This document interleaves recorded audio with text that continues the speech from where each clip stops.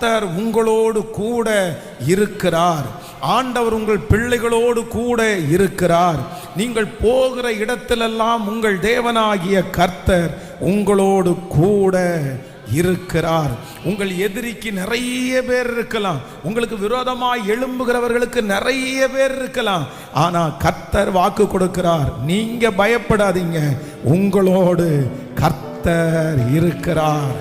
உங்களுடைய சொந்தங்களுக்கு நிறைய இருக்கலாம், ஆனா ஆண்டவர் வாக்கு கொடுக்கிறார், கர்த்தர் உங்களோடு கூட இருக்கிறார். ஆமென்.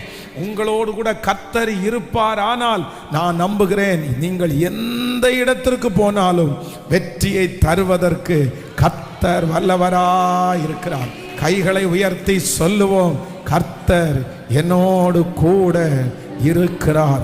அந்த வெளியூரிலே பிரயாணம் பண்ணி கொண்டிருக்கிற அந்த பிள்ளையோ